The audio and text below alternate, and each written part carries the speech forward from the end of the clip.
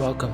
I hope you enjoy the conversation you're about to see between me and another comedian about religion and comedy.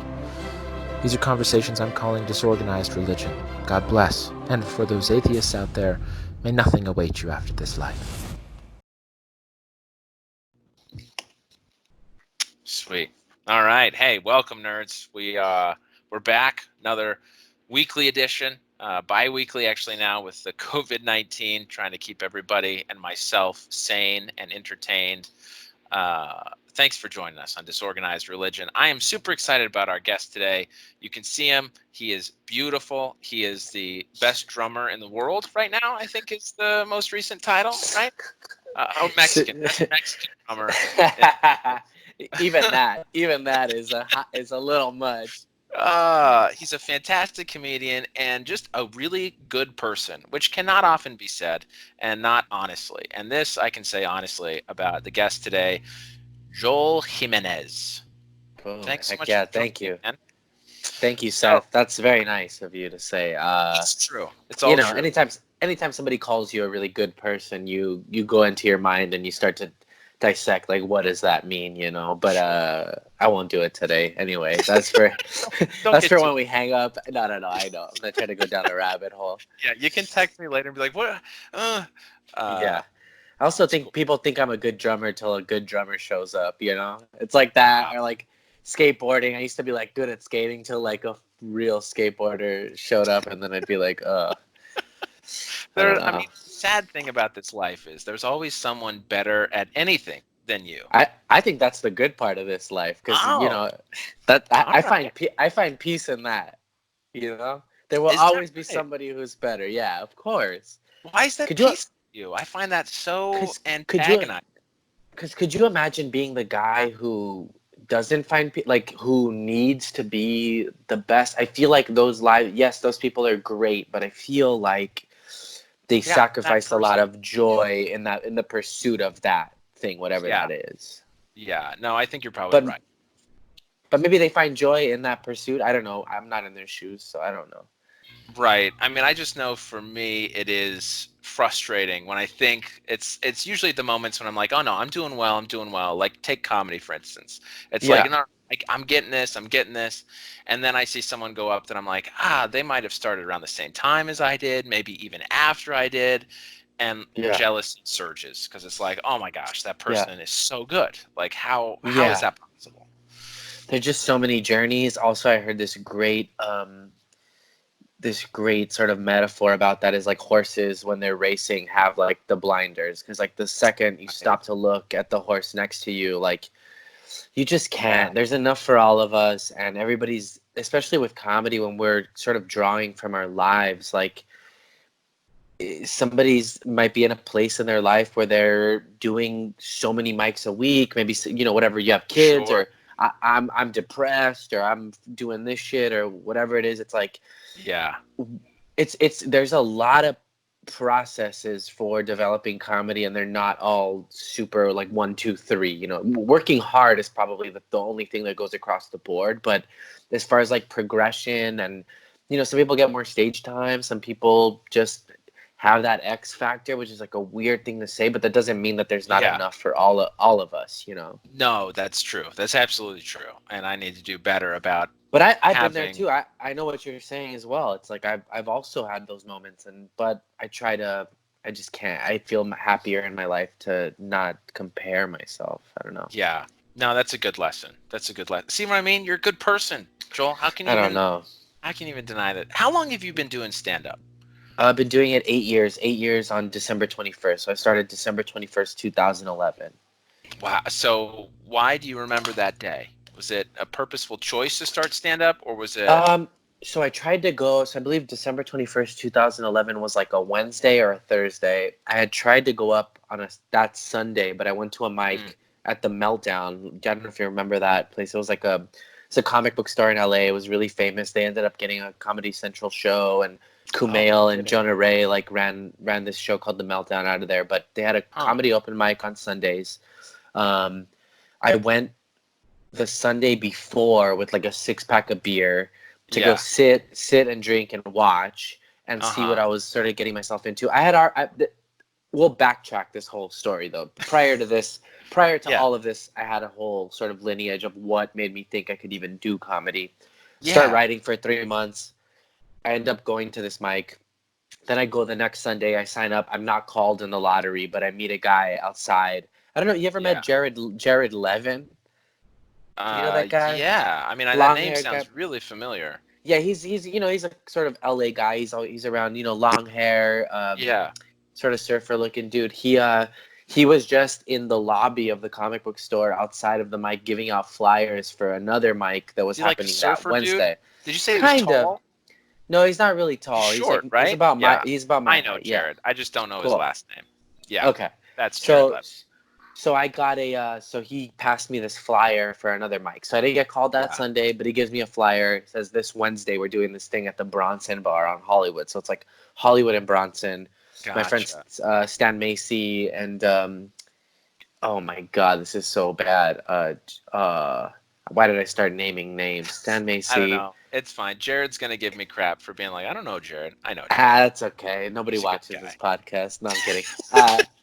There were like 13 people. Yeah. Jeremy Bassett. So is Seth, Stan Macy and Jeremy Bassett were having this open mic, and I went to the open mic at the Bronson Bar. I brought like 2 shots of Jack, like the little mini airplane shots. Yeah. Did those outside.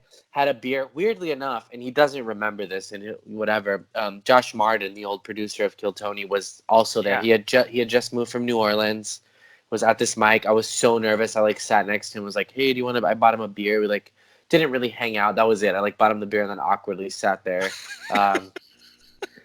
They put me up, and it went okay. Like I didn't bomb. I did all right. And I remember going to the bathroom to pee after and going like, "Oh shit, I just did this." Yeah. And a comic who was there told me to go the next day to the Hollywood Hotel. Showed up there, saw some of the guys from the mic the night before, and they were like, "Oh, we didn't believe it was your first time. Was that really your first time?" But so that stuff gives you a little bit of like, "Oh, maybe there's something here," So, right. That's it. So I'm sorry. Back to you. I will ramble, dude. This is about you, man. So, what gave you the impetus to think or to want to do stand up? Okay, so trying to give you the short, long story.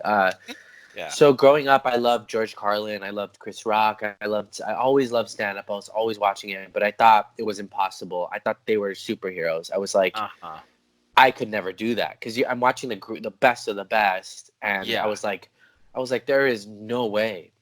Yeah. So blah blah blah. I dropped out of high school. I sort of was playing a lot of music in high school. I was lucky enough to be surrounded by other friends who were musicians and did a lot of music. That's where I started playing drums and stuff like that. Middle school to high school, and but never did drama. Always wanted to act. I loved Jim Carrey. I loved like In Living Color as a kid. I always was like sort of a ham. My parents would like make me sing for our relatives, and I would put on these shows and. My dad built me my aunt used to have a big palm tree and then a tree in the middle of the yard. And my dad built me a zip line out of like BMX handlebars and like a thing and a rope. So I used to like do like Phantasmic, which is like the Disney show at Disneyland. Like I had the tape of Phantasmic music and I would like perform for my parents. And I had a costume box and my mom would take me to the Goodwill and like thrift stores. And I had a box of costumes and I would like dress up and anyway. Yeah. So fast forward, I'm playing music. Always wanted to do theater, but never really stayed in high school long enough. I dropped out like maybe my first semester of 10th grade. Gotcha. And that's a whole nother fucking long story. But I mean, did you drop out because of music or? I didn't. So I hated school from like my first day of kindergarten. My for real. Like my mom worked at the LA Zoo. We had so I'm going to zoo camp. We had like memberships to the Natural History Museum, to all the museums. She would take me to the library all the time. I really loved the way that my mom taught me to learn for myself and to read and to like seek knowledge and like have this sort of like this is the dumbest sentence I've ever said, but sort of this like thirst for new things and stuff like that. So I really enjoyed the way I was learning. I used to wear a little zookeeper outfit and hang out by the flamingos, like at the zoo, and had a pin that said, "Ask me about the flamingos." It was like I knew all these animal facts. So I really loved that way of learning. And I felt that LAUSD and all the other school systems, because I went to Catholic school also, was like they had like failed me in that sort of, it was just boring. I was like, the way my mom does it, and you know, whatever, even PBS or Mr. Rogers, like all that stuff was like, to me, so much more tantalizing than sitting in a room with a book and a boring teacher. I hated it. So I get the hell out of there. Sure. So 10th grade hits and you bounce. Yeah, and I'm 17, sort of, my poor parents. Now I look back, I'm like, they could have gotten in trouble if I got caught, or, you know, sure. Whatever. Yeah. Now I look, my poor, lovely parents. But so, it's like, so I never did drama. I never got to that point in school, but I was playing music and sort of in punk bands, and that was the direction. That was supposed to be my life trajectory. I did I sang for a punk band. I had an album that was like, I was on the road to possibly be a touring punk band within 3 to 5 years, where that would be like my career. Like, you know. Yeah.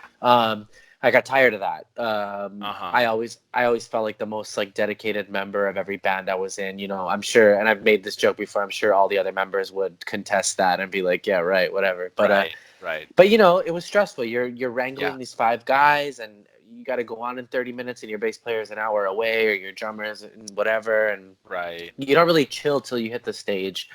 I still love music a lot, but so I never did that. Whatever. I get older, I get a job, blah blah blah. I'm working at the skate park. I'm still in my neighborhood. My mom's friend gets a flyer for an open casting call for this theater show. They're doing a play based on my neighborhood. I'm from Frogtown, which is in Northeast LA. So they've got a stand-up show that happens there, right? The Frogtown. Yeah. Whoever books that, hit me up. I'd love to do it once this quarantine is over. I'll do it from quarantine. Right, man. Yeah. But so I go to this open casting. I'm like nervous, and my mom's like, "You should go. You always wanted to act." I go. I get it, right? I get the part. Wow. Yeah. I go do this thing, and so I'm in this play. Through that play, that director passes my name to another director, and I get this other show with this other like theater company, right? So now my name is so now I'm in the theater world. Wow. Not whatever. That's amazing. No. So then I'm trying to think when this thing happens. So I do catalytic moment. Yeah. So then I do this play in Watts, and one of the stagehands is from East LA, from Boyle Heights. There's a place called Casa 101. He's a playwright, but he says, "Hey, we know this guy. He teaches improv classes." Me and him are backstage before it's my time to go out, whatever. Yeah. We're messing around. We're doing impressions of a bartender that's a T-Rex. He's trying to make martinis with his little arms and stuff. And and he drops it, and he's like, ugh. Anyway. So we're doing these funny things. He's like, "You're funny." He's like, we do these improv classes. So I meet this guy his name was Anthony Aguilar. Great playwright, great dude. He's from Boyle Heights. He's kind of, I would say, kind of well known there, being a young kid who sort of paved a way for himself in playwriting in this small community. Anyway, I meet this guy named Luke Lizalde. Luke Lizalde was sort of a pivotal, which I never really like talk about him a lot, but basically Luke had gone to UCB, Second City, Groundlings. He had gone as far as he could have in all of them, saved his notes from all those classes, and he taught a free or donation-based improv class in Boyle Heights at Casa 101, right? So, gotcha. So I signed up for this class. Yeah. And basically, I got to take Improv 1, Improv 101, whatever, through this, and maybe donated. They would pass around an envelope. I maybe donated $5 the entire time. You know, I didn't have I didn't have shit at the time. Right. And so, but through that class, I realized that things that I would say would make people laugh. And I was like, oh, maybe this isn't impossible. And so through that, I started writing, and, you know, Luke would tell me like, "Hey, you're funny." You know, I was really dedicated. I would write a lot of notes. I was really into it. And so then I wrote for 3 months, and I was like, you know what? I was getting into podcasts, and I just got in like one of the original like iPod like shuffles or whatever. Or whatever it was, a Nano or something like that. Sure. And was listening to podcasts about stand-up, and I was like, you know what, like maybe I want to try this. And so I just made up my mind, and I went to that mic and blah blah blah, and just started doing it. And once I was in, I was like, this is I was in, dude. I felt like, wow, my whole life I've been trying to be a stand-up. I just didn't know it. Interesting. So, yeah. Gotcha. That's Man, the long so and the short of it. I love it. How did you get involved with Kill Tony? Because that seems to bring basically everything you love together which in is one show. Yeah, it's such a trip, dude. This is, I mean, how much time do we have? All right. I feel like I'm just like, but this is nice. I feel, Seth, I've always sort of like enjoyed our conversations. I always feel like Me too. I was sort of dreading finding a time where we could actually make this happen, but we did it. And then, but I was like, but once we solidified that time, I was like, oh, I'm really excited to sort of, I feel like when I sit and talk to you, I can sort of be a little more introspective and a little more like, I don't feel like I have to kill all the time. Could be, I feel like we talk about life and religion, and we've sort of like, we've connected on a couple different levels, I think. Yeah. But, I think so too. I appreciate that. Good. But so that's why I'm just sort of like spewing things here to you right now. I love it. But okay, so Kill Tony. So so through these open mics, I'm going to the Hollywood Hotel. I started in LA. So the big mics in LA, we're doing the Silver Lake Lounge, the Hollywood Hotel. There was a place called Echoes Under Sunset in Echo Park that was really like a clubhouse for all of us. When I first started, I started seeing Pat Reagan go up. And Pat Reagan at the time was this sort of like, for lack of a better term, like alternative comedy darling. He was very, very popular. Like, I would say top 15 known comics in LA. On any show that matters, Pat would be there. People would, when you're outside smoking or whatever you're doing, people would go inside to watch when Pat went on stage, right? So so it was this thing.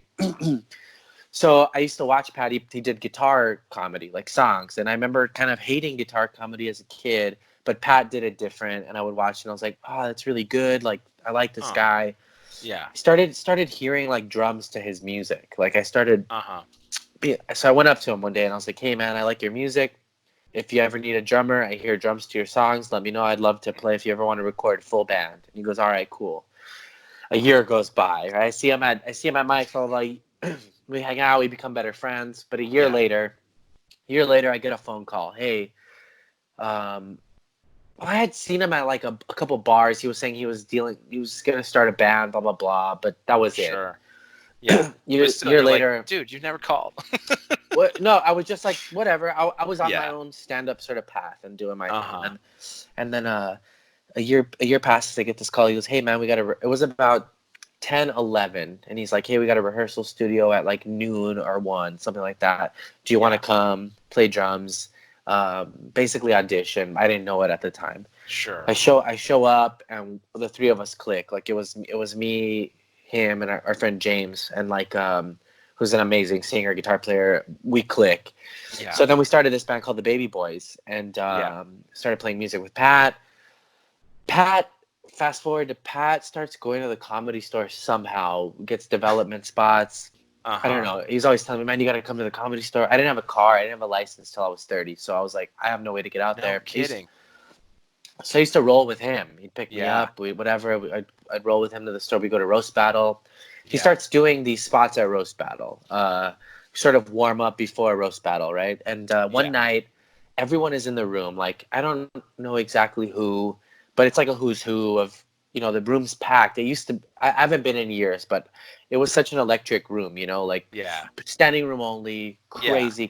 You've probably done talking about Roast Up Battle, in the Belly room. Yes, of course. Yeah. Okay. So, but I can't describe it because some of my first times there, it was just, I mean, I'm sure you had the same feeling. It's just like this, wow, like we're in it, man. It was the hippest, coolest show, right?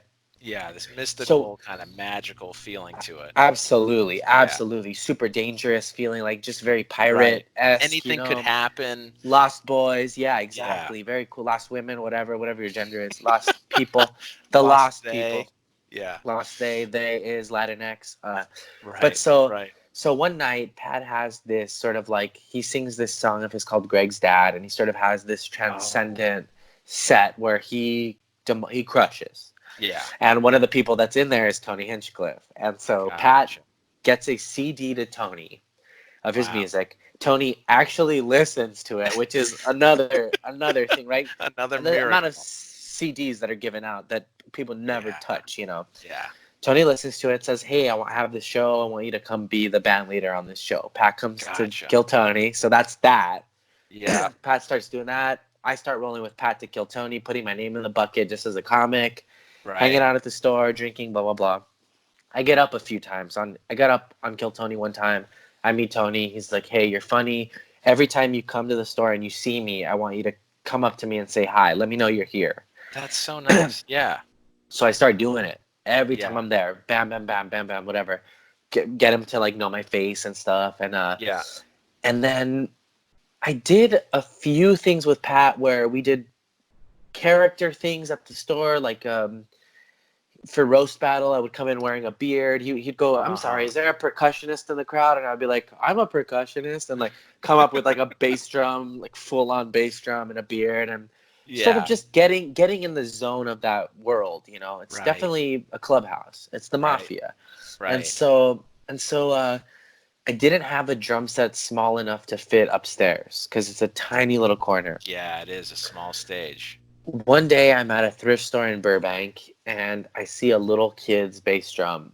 It's like it's a toy. It's like from, you know, Toys R Us. Sure. But I go, "Hey man, I've been sort of being broke all my life and stuff, learned how to make shitty drums sound good with a little bit of love, you know, like so Yeah. I I I call Pat. I go, "Hey," he drives me to the drum store the next day. We get brand new heads on it. We get little like it was missing the rubber feet on. I go, "Hey, now I got a bass drum small Yeah. enough to fit up there." That next Monday, I go to the comedy store. Yeah.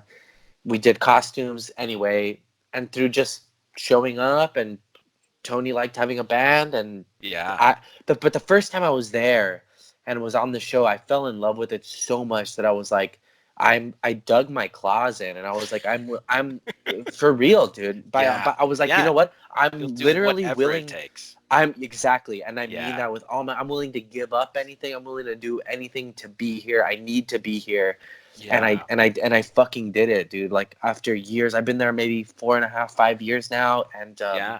it doesn't feel like work because it's so much fun. But I look Yeah. back and I go, "Damn, man, we worked really hard to build this thing that we have now, and it's like it's been amazing, man. It's one of the greatest things that I've ever done, and it's led to so many great Yeah. things, you know." Well, and is one of the best aspects of the Kill Tony live podcast is you, Jeremiah, Chroma Chris, and now I guess Jesse, right? Yeah, Jesse. Yeah, hell the yeah, it's newest awesome. member, which is Yeah. fun. It's very fun.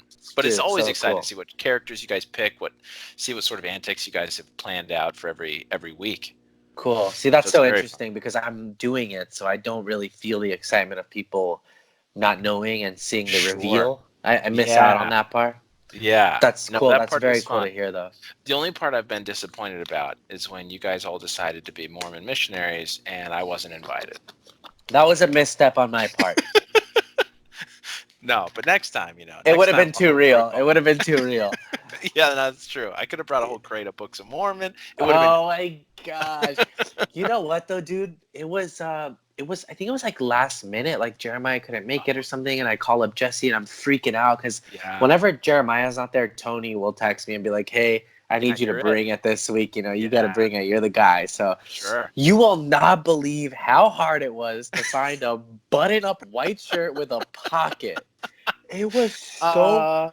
It's the easiest thing, right? But it took me, dude. You could have just borrowed one of mine. Well, another huge misstep. I know. Yeah. And then yes, I printed out the name tags and it was cool. That was one of the most fun. It was a really fun show. Yeah. I was so nervous. Who were the guests? I can't remember who the guests were. But there was a lot of pressure on me at the time. I think maybe self in my own mind. Yeah. So sometimes you don't see the forest for the trees. I didn't even probably think about you in the moment because I was it's me. So do you ever feel like there's not, I don't know, I guess I would also think about, okay, Jeremiah's it every week, right? Yeah. So I would think there would be more pressure on Jeremiah, whereas when he's Oh, I'm not sure. there, I'm it's sure. like, oh, maybe there's sort of an alleviated pressure for you and everyone else. No, because I have to step up to that role, and that role, it requires Yeah, so much more than just being there. It's right. he's in the control tower, you know, and Yeah. Anticipating what the comics are going to say, yeah. how he can involve himself and the rest of you. And he's an improvisational like genius, dude. Yeah. He I can't believe how quickly he can get into things and then how he does it, you know, and also like credit to him, I'm a nervous wreck. Like he's just Yeah, I he don't know seems how he does it. very confident, cool Yeah, and I'm up sure, there. you know, we all have our own things, but like Yeah. he so when you step up to that sort of position, it's like Yeah. definitely it's a Yeah. lot. You Well, know, it's and a lot to knowing how live up to. much people enjoy the band aspect of the show. Yeah. So now that we're in this pandemic, how has that? Because I saw the last one was not at all the same as the previous Yeah. Kill Tonys because they can't be, right? Hmm. So Yeah. how has that change been? I guess you guys have only done what, one We've done since two now. We did two. one at the Ice House that was a little more relaxed, and we did another one at Better Box Studios, which is Gino from Speedweed, and then Yeah. his place, and we're doing that again tomorrow. But tomorrow, now there's no more regulars in the room. It's only Tony, Brian, Jesse, Jeremiah, The and me. band. That's it. That's Oh it. yeah. Everyone else is calling in. David Lucas, they're all Skyping. Right. People can email a minute. I don't know how. That's all like working. Oh my People are gosh. Yeah, so and also people keep hitting me up like, "Hey, when's the deadline? What's that?" It's like, dude, it's on the I don't episode. know. I don't know. I'm trying not to Yeah. catch the COVID, man. Yeah, for real. But So how are yeah, you so holding up with this pandemic? it's been really good. Well, really good was well, maybe it's like a little slip of my of positive energy, but Yeah. it's been rough, dude. I'm already a real nervous, sort of panicky person. My parents, like I said, are old. They're every time I go on Instagram or something, like it'll be cool, and then I'll read some sort of like fatalist, sort of negative thing, and I'm like, here we go. But I also realize Yeah. that it's reality, and we have to be nervous. I've been so grateful, like very lucky that my girlfriend's letting me stay with her, where like I Yeah. don't have to be around my parents. But I'm also like, Sure.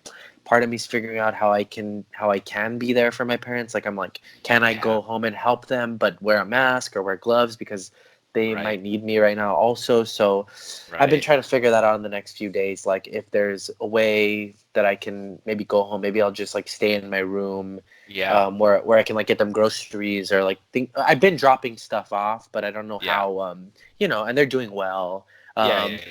Well, But thank also, goodness for you know, technology, right? I mean, FaceTime. do you think my parents know how to FaceTime, dude? I Just mean, kidding. I No, don't no, know you're if you can right. give You're them a right. little quick tutorial over the phone. Oh hell no, dude. My mom barely. She's got a flip phone, dude. No, I bet I could like FaceTime Yeah. my nephew, and he'd probably. I could do it. Yeah, and it's okay. It's only been like 2 weeks, and like, Yeah. you know, somebody brought up an interesting point today, which this is totally left field, but like, people are losing their minds right now in this sort of like Right. quarantine sort of thing, and it really makes you think about how unjust like our prison system is, and like how. Oh, Like, think about interesting. if we think this is bad, like think about the Sure. conditions that like prisoners have to live under. Like, you know, Yeah. it's pretty Yeah. bad, but you know. But I mean, hopefully most of them are there because they should be. Yeah, I It's feel sort like of a that's weird probably way to not put it, it's probably not but the case though. I think that you don't think so? I think there definitely are people that are in there because they deserve it, Yeah. but I also think there's a lot of nonviolent drug offenders. There's a lot of like Sure. people who are locked up due to racism or, you know, Right. things like that. Yeah. But Yeah. so Court that sucks. systems. Just Yeah. because you're like a criminal doesn't mean you're no longer a human. So I think like, you know, they still deserve Right. basic human rights. But Well, I guess you know. that's your opinion, but Yeah. It is. So you said you grew up going to Catholic school. Yeah, for Are sure. your parents Catholic? Not really. I would say my dad sort of is a little bit more, but he's not really practicing. He'll get like we'll light candles and stuff like that if something happens. You know, we'll have like the Virgin Mary candles or stuff if like, you know, if somebody passes or if they're sick or he'll get he'll get pictures Yeah. of Jesus and stuff every now and then. But my mom is sort of not, I wouldn't say atheist. I think that she she believes in sort of an overall like positivity and love and but not any sort of like structured religion, you know. Got it. But Yeah. So but what yeah, is? Do you understand, or do you know the, I guess, theological reasons for the candles? I don't really know. At this Okay. point, it's just sort of traditional sort of. I think it's Yeah. if I were to just like guess, I'd be like, you know, you're lighting this. It's just sort of like this act of putting this, Yeah. you More know, symbolic, spreading right? positive Metaphor. energy, you know, Yeah. and through metaphor, you know, does create sort of. I mean, you know, the scientists have proved that prayer like does change things in the brain and has helped Mm, people like recover from illness and stuff like that. So I think that interesting. Yeah. the positive thought definitely does something scientific in a sense, even if it is placebo. I believe that it does like work, you know. Yeah. I Yeah. Putting think. out some sort of what's the I endorphins, Yeah, I right? mean, also like, you know, Like, our hearts are run on electricity, right? And like sure. the moon pulls in the tide, and there is this magnetic force in the world. And so I think that there are Yeah. things that we don't see, and if our thoughts have energy, then, you know, I don't know. There's something to it. I Yeah. think, Yeah. you know. So I mean, it's, you know, I don't know. do you believe in mysticism?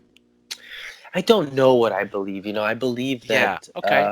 Yeah, I think that I'm not here to talk anyone out of their religion. I'm not. I'm definitely not. I don't think I would identify as atheist even because I feel like Mm, atheists are just as like religious as religious people in a weird way. Like they're sort yeah, of I think religious about their atheism.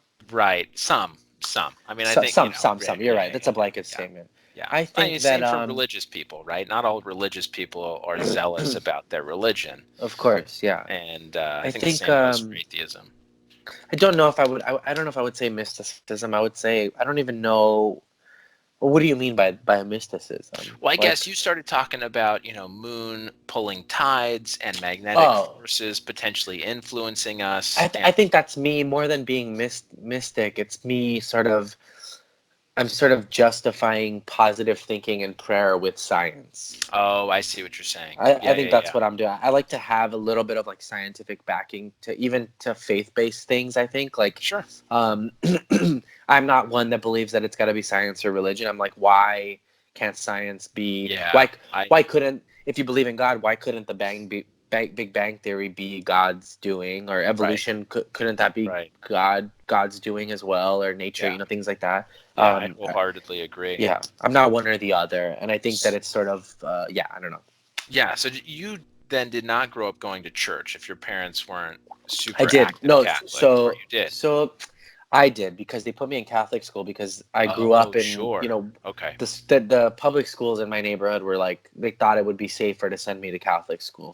It probably So was.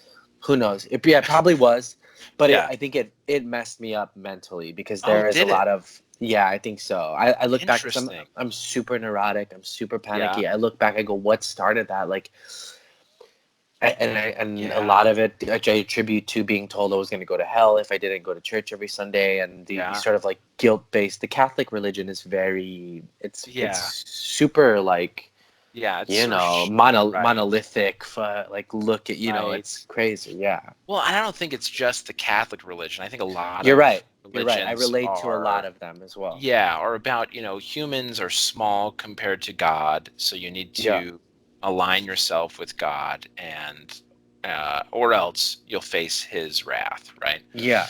Yeah. Yeah. So that was weird. So I did that. I remember coming home crying because they told me I was gonna go to hell if I didn't go to church. Well, Man. my mom was like, "You're fine. Like, relax. Just be, basically like be a good person." Was like all Yeah. she told me, you Yeah. know. Yeah. And Yeah. then so then I fell away from it for a long time. As soon as I got out of Catholic school, I went to So public what school. ages did you go to Catholic school?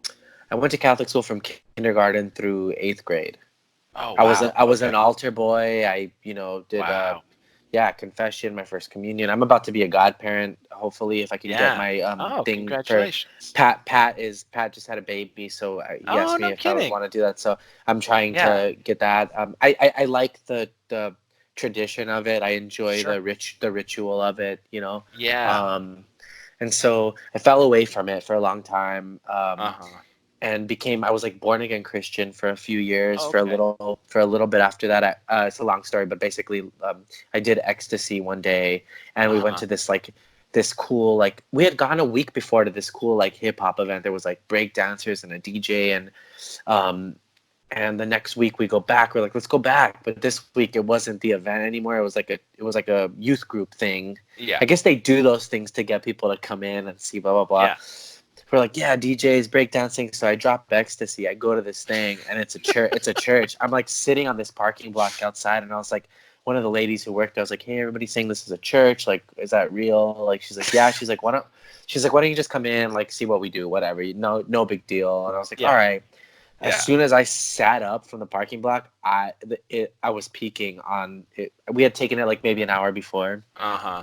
I go in and everything. I was sort of broken at the time. I'd gone through like, sort of like my first like teenage like breakup, and I was sort of had no direction and was sort of like partying a lot and kind of on a bad path. And so I was sitting there sort of being very receptive to the message of this church, and ended up they had a drum set there. I was like playing drums with the DJ, and then I was like, I remember like cussing when I was talking to the pastor, and I was like, I'm so sorry. And he's like, no, just be you, man. Like, whatever, it's all good. Like, you're good. And they were really. I met a lot of really great people there that had a positive impact on my life. But as the years went on, I started to notice again the hypocrisy within the church, within the structural sort of thing. Like, I took my born again Christian church. Yeah. Yes. So I was like in the band there and all this shit, and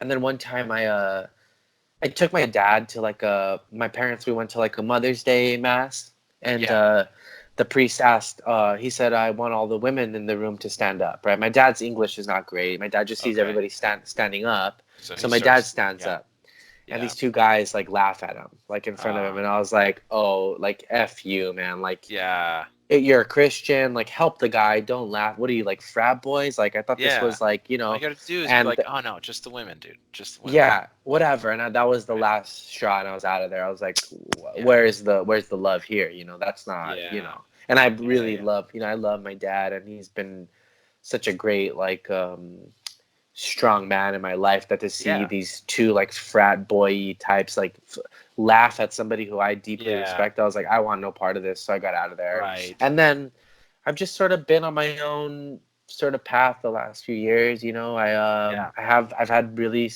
hard moments, that hard enough to where I have moments where I go, is this where I need like prayer? Is this where I need God? I don't know what that is. And I definitely don't identify with the book perception of God. I think that like, I think so when that you say that, what do you mean? Like the biblical presentation of God, like this old bearded guy? Exactly. Okay. Yeah. Just, I think that, to me, I think that our language will always fail us when we are referring to these things that are bigger than us. Like, we don't have the words to describe these things. Like, I think you heard there's like two theories, right? They're the same theory, but different ways to explain it. There's the dog and the laptop theory, where you can have a dog in the same room as your laptop, and they can both exist, but your dog can never understand what that laptop does. Or there's the ant crawling on the microchip, right? Like the ant can crawl on the microchip. To him, it's just a surface. And I feel like that will always be our perception of God. We are ants crawling on a microchip.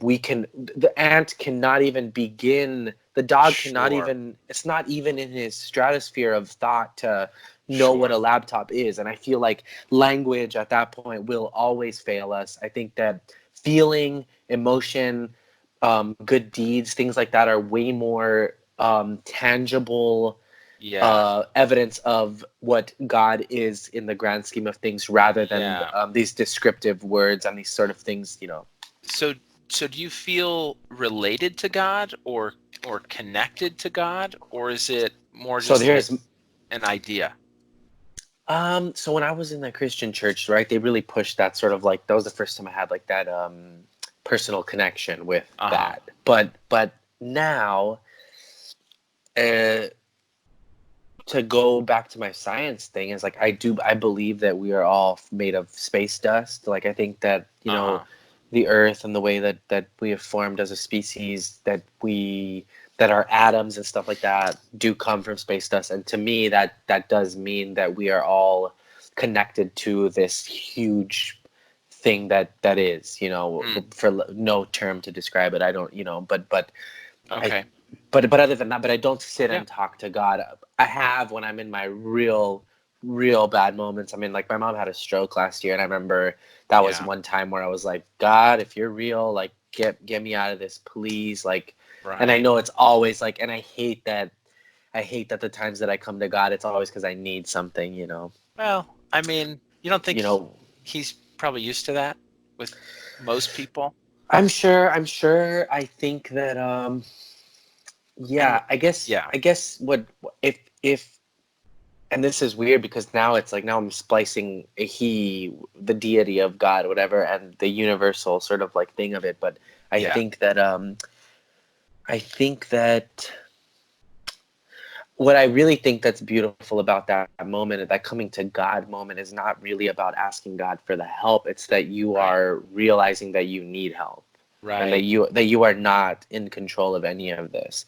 And so to Sure. me, that is what God is the Yeah. realization that we are not in control of a lot of these things, Uh-huh. uh and I'm sort of just having that as I'm saying that out loud right now. It's like interesting that it's sort of like anytime there will be times where I'm having a panic attack, and for me, Yeah. what helps is telling somebody that I'm having it. I go, hey, I'm freaking out right now, Yeah. man. Just letting them Yeah. know, because then Yeah. once I let them know, okay, now I'm good. I can sort of like chill now. So I wonder if that's sort of a survival tactic in a way. Well, there's definitely something to recognizing a fear, right? Mm, And I mean, I guess in most addiction programs, the first step is acknowledgement, right? for sure. Yeah, So it might be absolutely. connected to that kind of idea too. It's a Uh, survival mechanism, I think, within our yeah, evolutionary, like, I think yeah, anything that becomes too much about us will always be the downfall of us. Like whether right, it's we need to think of the community, of the world, of like right, others, because any sort right. of like selfish thought is. And so I think that is where the idea of a God, or putting your arms up and going like, please help me. Yeah, You're getting outside of yourself and realizing you can't control these things. I don't yeah. know. Sort of just Well, thinking about this. I guess, and for me, some of what you're talking about also connects back to where we started with stand up Mm, and being jealous of other people and their ability, right? mm-hmm, This sort of, it doesn't matter how well they're doing. You need to mm-hmm. get outside of your own head and compare yourself to you, right? And Yeah, just realize, even oh, more on an even more positive thing, a rising yeah, tide lifts all ships. It's like yeah, if your friends are doing good, good, that's good for all of us. That means that right, if they release a special that people love, now people want comedy. Now we have a yeah, realm where we can do comedy in. And so right, right, um care being happy for your peers and your brothers and sisters sort of success, because it is all of our success. yeah, I try, yeah, but of course the selfish thing, we all go back. I'm saying this sounding very like I'm really like woke to it, I have my moments where I'm on yeah. Instagram going like, really, this Yeah, no, person, of course, but every day. There's no that's better way to human, start right? out the day. Yeah. So do you have an idea of an afterlife? Do you believe in a Oh life after man, this one? I, I've been thinking about this a little bit this past week. I honestly, I don't, but, Hmm. uh, I heard Mike Tyson. I listen to Mike Tyson's podcast a lot, and Oh he's yeah. really said some really cool things. He said that life is so amazing that death also has to be amazing. He's like Hmm. that this is so incredible that he cannot imagine that after this It that would death just is end. not also incredible. Sure. Whatever that is. Sure. So that's interesting. I've heard this thought also that because I fear death. It's one of my biggest Mm. fears. I'm scared of it. It's but that we don't remember before we were born, and that's what death will be like. That Mm. moment, we don't remember before we were like sentient living Yeah. beings. So that might be what death is like. I also think that bringing science back into this, I've heard that that the blood that the your brain floods with chemicals Yeah. that create sort of your afterlife thought when you finally cross over. I also Sure. think that I also just think that, like, again, language will fail us. There are things that are indescribable that we can't. I can't. There's fucking air in this room. My heart is Right. beating at the moment. It's like I can't. Right. Well, I and at the don't point of think. I don't think death, that you're it's not the Catholic describing heaven. anything. Okay. Yeah, I don't Yeah. think that. I think that I would say I don't know. Nobody knows. I would say Yeah. I don't really care too much Uh-huh. what happens. I believe that I am sort of, I would love to think that I practice like let's make heaven here on earth, because Sure. if we're messing up while we're here because we think we're going to get something after, I think that why not love each other here, and then if it is all over, then at least we had like a fun ride while we were getting there, I don't know. Yeah. Yeah. But I think that I mean, whenever I just describe God or whatever, it's like I have seen pictures of the Earth from space. I have seen Saturn's rings. I have seen fish that have that light up at the bottom of the ocean. And to Right. me, like the the majesty of like those sort of things, to me, that feeling that you get when you see the Grand Canyon or the sky or Yeah. whatever, lightning, that to me is God. And for Uh-huh. me to say that I don't know what makes those things happen. I mean, Sure. scientifically, I could break it down, but it is still very like, I was thinking about this the other day. I was on a hike and I was like, wow, clouds, like our world, like we walk around, we see clouds. Yeah. But if we didn't know what clouds were, like we'd be like, what the hell we're used to it. Yeah. But I just don't think that our social norms and our language really prepare us for even the thought as far as the afterlife. I think that I'm an ant crawling on a microchip at that Yeah. point, and I have no idea what that is even going to be like. And Fair enough. I love my parents. I would love to think they're in another place, but if not, then I hope that I gave them the love and stuff they deserved while Yeah. they were here. Do But you have a want for the afterlife, or for what happens oh, after this life? I don't know, man. Like, I don't would you know. want it just to be like before birth, just no just done, it's over, or would you want something?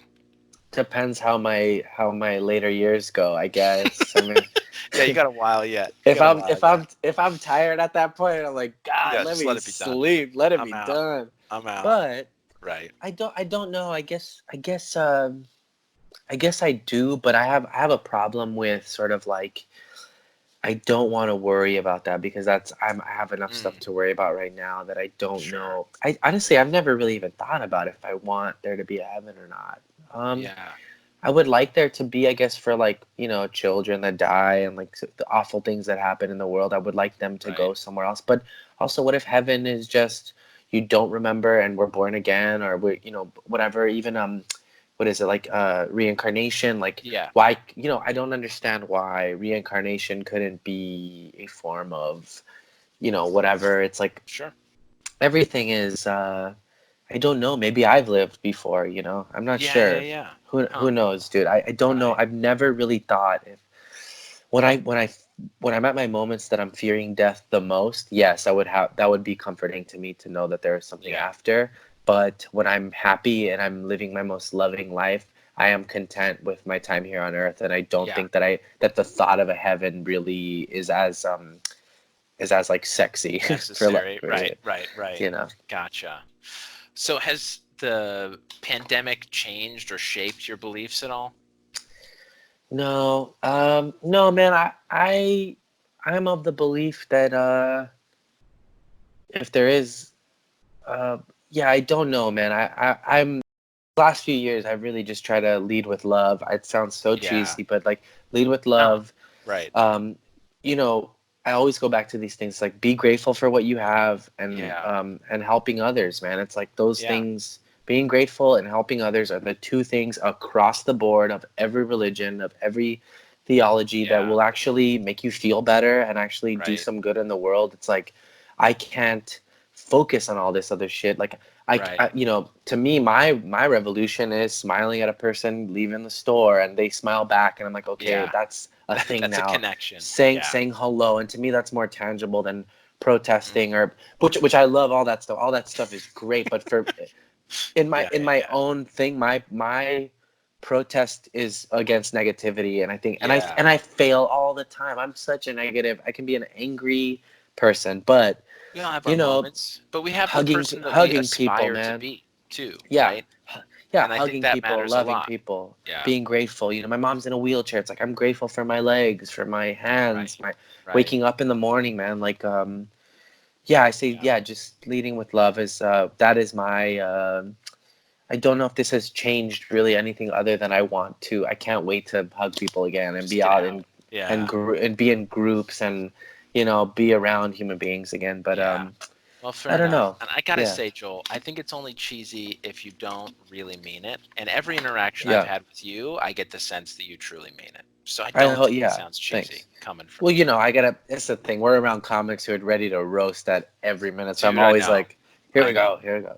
You But got to be on. You got to be on all the yeah, time. yeah. All right. So I want to give you a chance to plug whatever you got going on. Yeah. I mean, we're doing this Sunday night, so I know Kill Tony's tomorrow. This will Yeah. air on Wednesday, so it'll be after, but it's every Cool. Monday. So Yeah. anything you So want to we're announce? just at Mostly Sorry. I'm in a band called the Baby Boys. If you go to Spotify, look up the Baby Boys. That's our new record, and then our old one is under Pat Reagan, under Oh, his thing. excellent. It's Pat Reagan and the Baby Boys. That was back before we were just the Baby Boys. And then Yeah. I have that punk record I did when I was 17 on SoundCloud. So Oh, cool. SoundCloud.com/one against one. It's spelled out ONE against ONE. Sweet. That's me as a 17-year-old kid being I real love it. angsty. Yeah. And that's Sweet. it, dude. Kill Tony every Cool. Monday.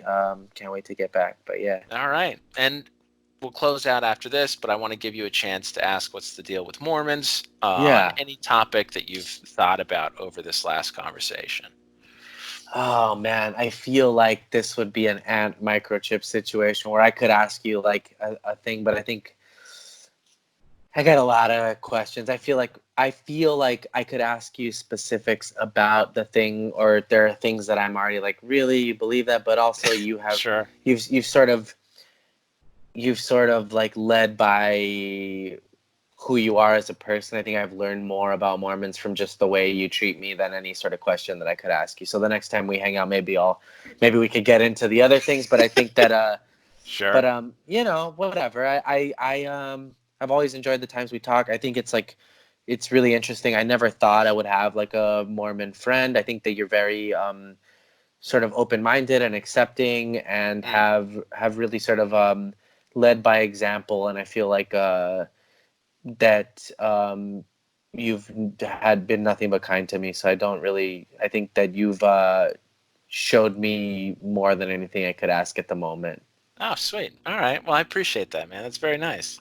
And I'd love to have you but back also, on. what's up with that? No, I'm just kidding. I'm just kidding. I'd love to have you back on, and I'd love to do this in person after this pandemic is over. Hopefully, we conquer it. But Joel, thanks so much for joining me tonight, man. Hell yeah! Thanks for having me. This was great, dude. Appreciate it. Thanks a lot. Hell And yeah, dude. yeah, we'll catch everybody next time. Yeah, heck yeah. Have a good one. Have a good quarantine, dude. Hopefully, I'll see you soon. I hope so. That's when I'll ask all the real stuff I want to ask. Yeah, off air. Cool, of course. All right.